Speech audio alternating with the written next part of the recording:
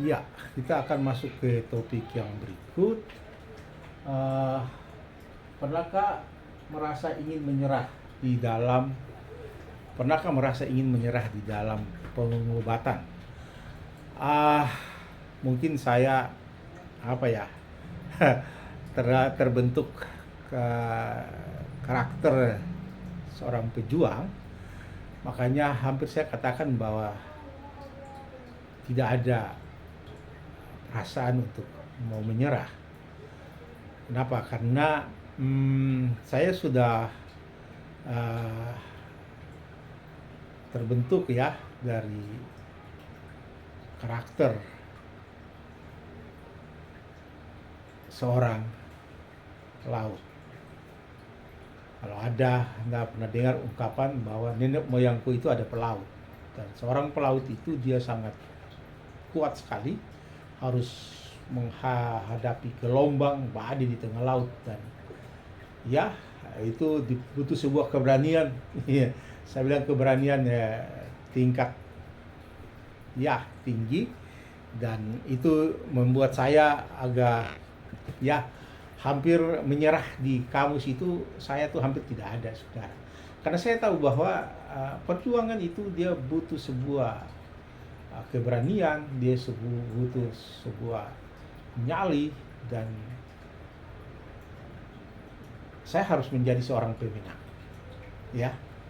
Siapapun juga orang yang mau bertanding masuk dalam arena, tidak ada orang yang ingin dia jadi seorang yang kalah dalam pertarungan, tetapi dia harus menjadi seorang yang uh, menang dan sukses di dalam pertandingan itu. Jadi untuk mau menyerah dalam proses pengobatan, saya tidak itu uh, sekalipun memang cukup lama ya. Kalau bilang dalam proses perawatan, saya pernah dirawat 2 tahun di rumah sakit Kusta Sitanala Tangerang itu.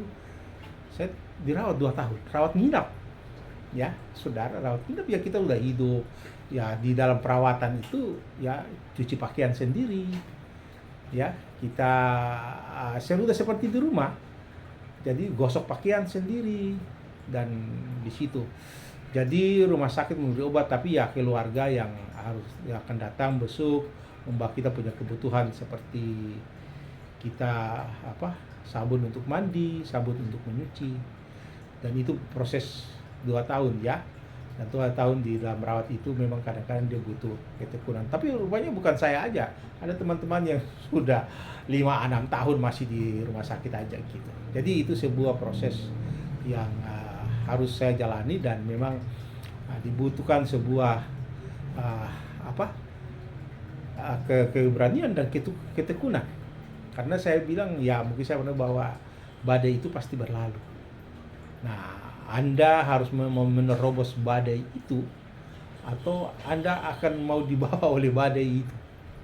Ya, habis gelap itu terbitlah terang.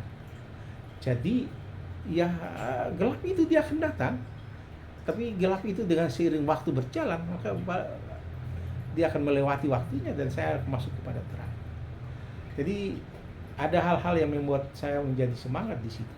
Ya, ada peribahasa dia bilang, berakit-rakit ke hulu, berenang-renang ke tepian, bersakit-sakit dahulu, bersenang-senang kemudian. Apakah Anda yakin bahwa itu sebuah proses yang Anda sedang jalani? Maka kalau Anda akan jalan itu, maka akan pasti sakit. Bersakit itu dia akan melihat semua proses dimanapun juga, berbagai macam proses, namanya proses, itu harus melewati itu. Ya, orang harus berjuang, harus sampai pada waktunya. Ya, saya harus menikmati hasil dari perjuangan itu. Ya, itu yang saya temukan di balik penderitaan kusta. Jadi saya kusta telah membentuk saya menjadi seorang pemenang, saudara ya. Kusta membentuk saya untuk membentuk karakter saya, untuk saya harus.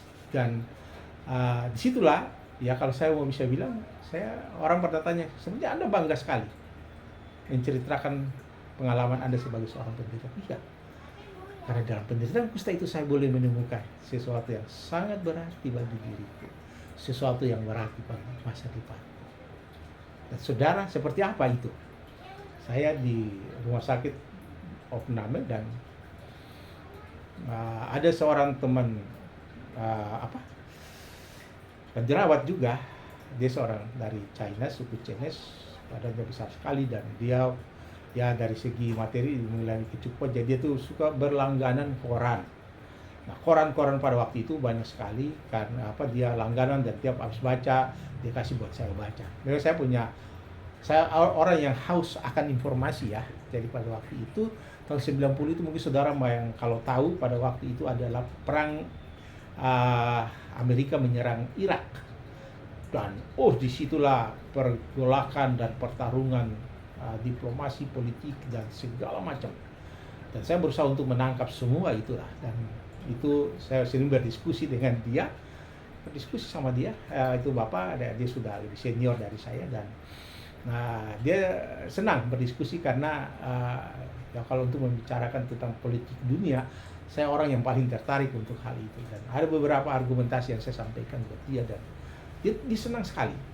Dan dia bilang sama saya, mungkin saudara mungkin tidak perlu mengabaikan aja itu, tapi dia bilang sama saya begini, waktu saya umur 30 tahun ya saudara, kamu masih muda dan kamu bisa jadi presiden.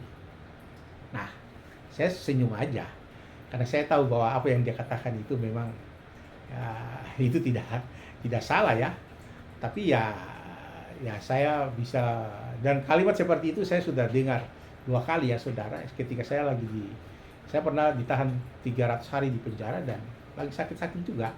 Nah, di penjara itu saya didiskriminasikan juga, dan perkataan itu juga pernah disampaikan oleh seorang supir penjara buat saya. Jadi dia bilang kalau nanti satu saat kalau saya pas mau mendatangani memori kasasi ke Mahkamah Agung Republik Indonesia, karena di situ saya menolak putusan pengadilan dan saya naik kasasi sampai Mahkamah Agung, karena saya bilang sebagai seorang pembela kebenaran saya tidak harus perlu dihukum, saya harus diberikan penghargaan. Tapi kalau ketika saya diberikan sanksi pidana, saya punya hak untuk mencari keadilan. Nah, itulah intinya di situ, saudara. Sehingga saya kasasi ke Mahkamah Agung, dan pada waktu itu pegawai-pegawai di sana juga mereka, kok ini orang kampung satu ini kok dia bisa berproses hukum sampai ke Mahkamah Agung.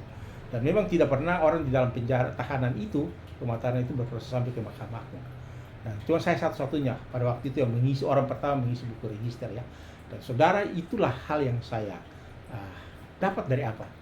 Karena penyakit kusta itu dia berproses dalam hidup saya, sehingga dia membuat saya untuk bisa memahami hal-hal yang terjadi di sekeliling saya. Jadi kalau seperti begini, bagaimana saya harus mau menyerah, saudara? Ada manfaat yang paling besar yang saya dapat.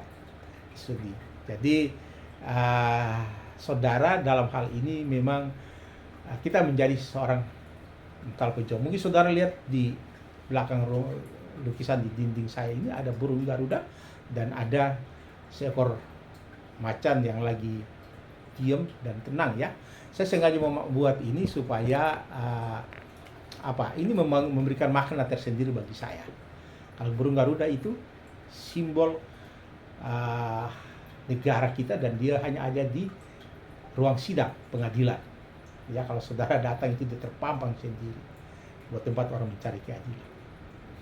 Dia raja penguasa di udara.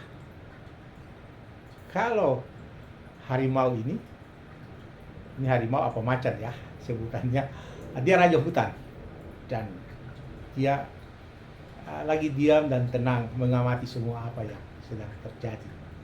Nah, itulah saya selalu membuat simbol-simbol yang saya tahu bahwa ini memberikan makna ya. Itu merupakan sebuah hal yang memang saya harus hayat dan renungkan itu, bahwa tidak harus menyerah ya. Macan dia ada raja yang dia harus bisa menaklukkan apa yang datang untuk menyerang dia. Begitu juga burung Garuda ya, dia terbang tinggi. Ada sebuah syair lagu, "Ku terbang tinggi bagaikan burung Raja Wali yang terbang tinggi." Dan ketinggian dia itu membuat semua